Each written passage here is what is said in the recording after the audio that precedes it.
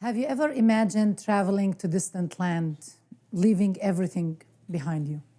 Your family, your memories, your friends, a good job, everything, for the sake of one noble goal, seeking knowledge. It's like in the Indiana Jones movies, the adventurer Dr. Henry Walton Indiana Jones Jr., a professor of archaeology, who makes those fantastic knowledge-seeking journeys, trying to unlock hidden secrets and treasures and bringing them to light. Well, in 1998, I embarked on a similar journey when I left my homeland of Palestine towards the United States after being awarded a Fulbright scholarship. At that time, I was obsessed with the same noble goal, and that was unlocking knowledge, finishing my master's first and my doctorate, not in archaeology, but in journalism and media studies. You would think that the time of treasure hunting and unlocking secrets is over. But I would show you that I found out through the journey that I will share with you today that it was not, and that there is still a lot to go after. The secrets that I am talking about are the colonized and misrepresented histories of the indigenous peoples of the world. I started this journey by rereading Indiana Jones, or unreading it, as the father of post-colonial school, Professor Edward Said, invited us to do. Indiana Jones, the scholar adventurer who usually ventures into hostile lands or hostile indigenous lands across the globe, but he ends up usually finding treasures and wealth instead of knowledge, killing few natives in the process and bringing enlightenment to the rest of the savage natives in those dark lands. So my journey, unlike that of Indiana Jones, turned into decolonizing such films and narratives. You see, history is usually written by the colonial conquerors, the powerful, and the occupiers, not the colonized natives, the indigenous, and the occupied. This is how we have been forced to celebrate Columbus and his conquest of the Americas in this country for centuries, when we were supposed to celebrate indigenous peoples and their perseverance and heroic survival of genocide. The major reason why I embarked on my journey to the US was to unlock the secrets of why has the image of Palestinians been very negative in the US, and why don't Americans just understand what I have known all my life?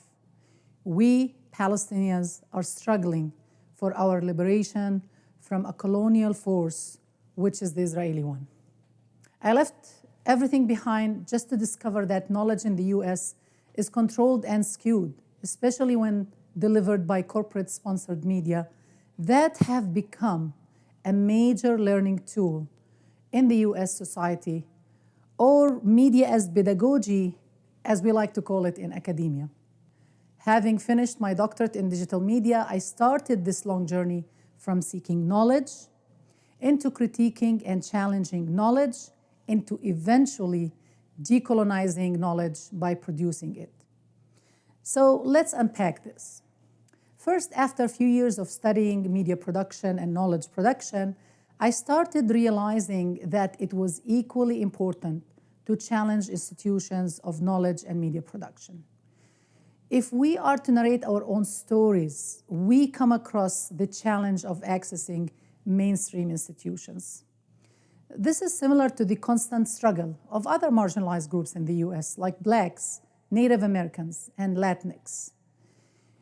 We all have to constantly challenge the dominant media tropes that socially construct us in society as aggressors, one-dimensional evil characters, just like the ones you see in the Indiana Jones films. I shifted from my focus on knowledge production, such as writing academic papers and articles, presenting at conferences, and the like, into narrative and film production. And this is how my award-winning film, 1948, Creation and Catastrophe, was born.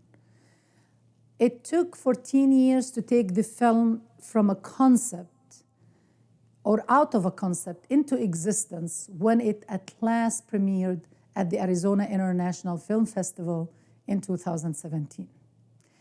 This transformative journey took me back to Palestine seeking knowledge, where I left in 1998. I thought that the first step to peace in the region was understanding.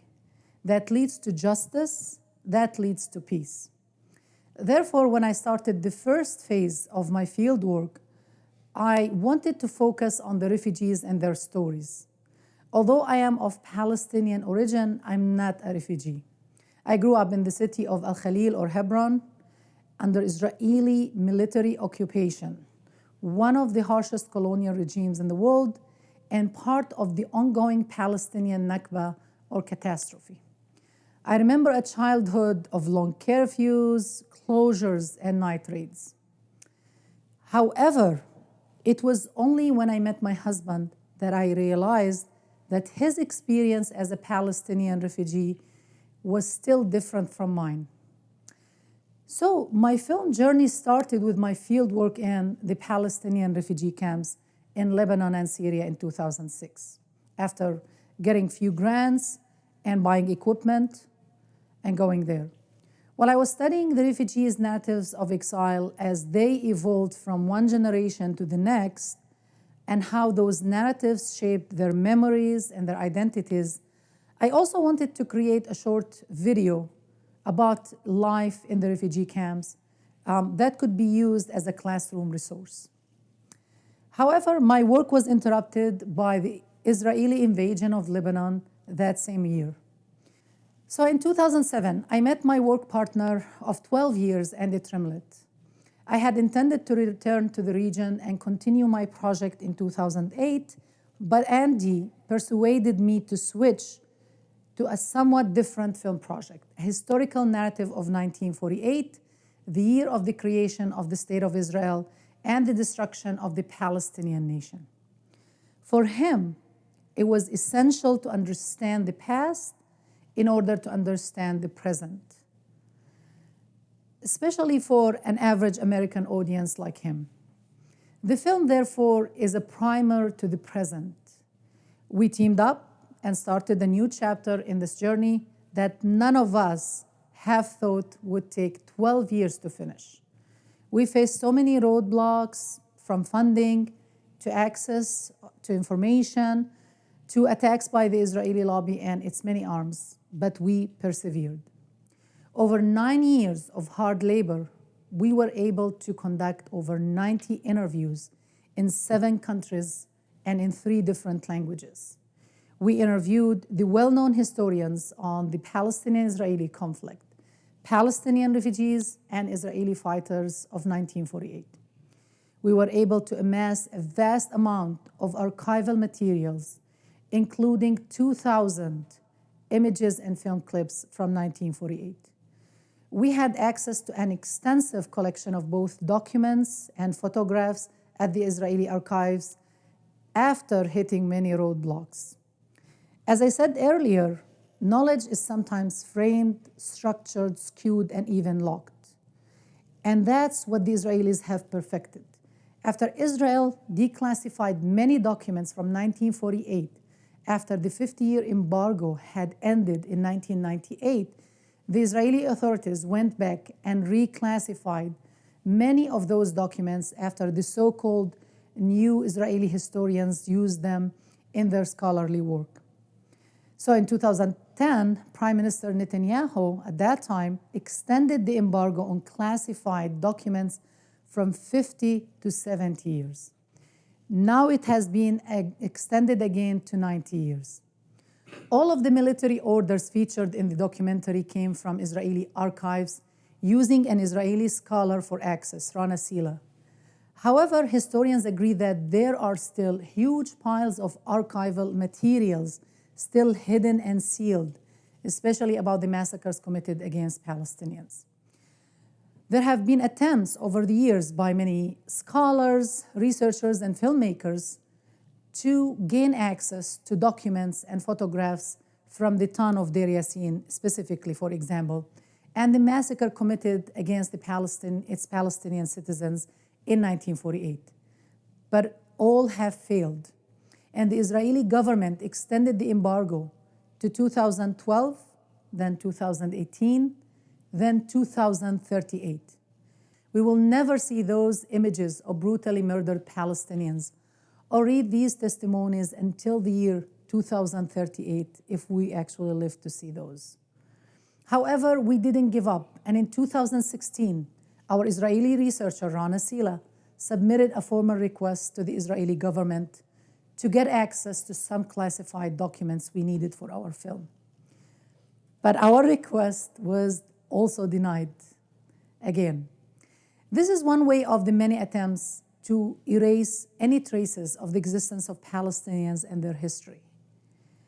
And just when we gave up on narrating the story of Deir Yassin, we had a breakthrough when, out of all places, we found a survivor of the massacre by the name of Aziz Aql, who had a brother he introduced us to in San Diego. Uthman Aql, the brother, also a survivor, had a wealth of memories and information on the massacre. This discovery took us 8 months back in production, especially when we were able to find the Israeli commander who was in charge of cleaning up the massacre, who also agreed to be interviewed on camera.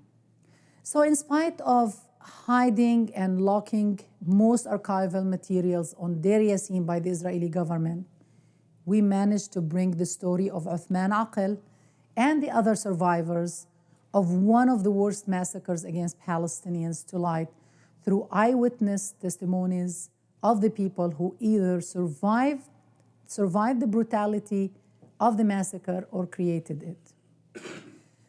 The Palestinian National Archives have been destroyed twice, first in 1948 and then again during the Israeli invasion of Lebanon in 1982. And the destruction of Palestinian cultural, historical, and documentary legacy continues today. So there is an urgent need to produce more films, conduct more interviews, and collect more information. There are so many stories that we couldn't fit into our documentary. Another main challenge that anyone attempting to tell this story will face in the future is that we have lost so many of the people who lived through these atrocities. The interviews we conducted were the last ever given by many of the women and men in our documentary. The last eyewitnesses are passing away. So in spite of all the obstacles that our team faced in one modest attempt to decolonize the history of the Palestinian struggle and to challenge the dominant narrative of the hostile Palestinians, we managed to screen the film across the globe, gaining a lot of praise and defying the establishing myths of the colonization of Palestine. When the film was screened in 6 Australian cities in 2018, including Sydney, the Sydney Morning Herald newspaper, the oldest actually in Australia, listed 1948, Creation and Catastrophe, as one of the top 5 films to watch in Australia, or the best of the big screen that week. When we tried to screen the film at the West Hollywood City's Human Rights Speakers Series, our screening was rescheduled 4 different times to silence us by different arms of the Israeli lobby in the US, attempting even to change the city laws to find a loophole that would enable the cancellation of the screening. But our perseverance and insistence on practicing our constitutional right of freedom of speech allowed us actually to eventually screen the film on April 15 of 2019.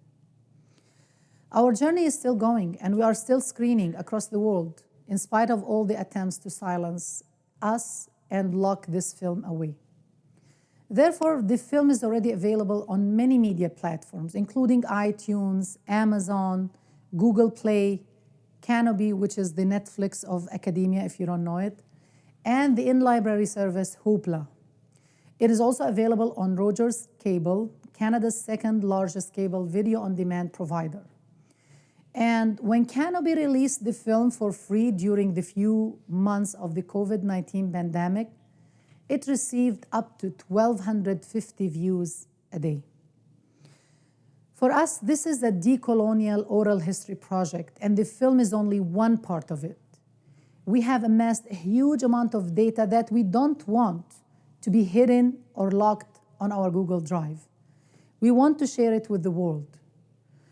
While we have celebrated as humans the short-lived democratization of information dissemination with the advent of digital and social media, unfortunately, just like a horror movie with a new sequel, now we have new gatekeepers with more powerful tools, especially the use of algorithms, that make us all live in ideological tribes or bubbles. But we have to defy and resist. If the two of us could have embarked on this journey over 12 years now, to shed light on a small part of locked knowledge, I'm sure that you all can embark on similar journeys of treasure hunting and unlocking secrets. But unlike Indiana Jones, we don't want this information to collect dust in museums. We want it to interact freely with the world and tell the secrets of our own histories. We can collectively unlock and decolonize knowledge.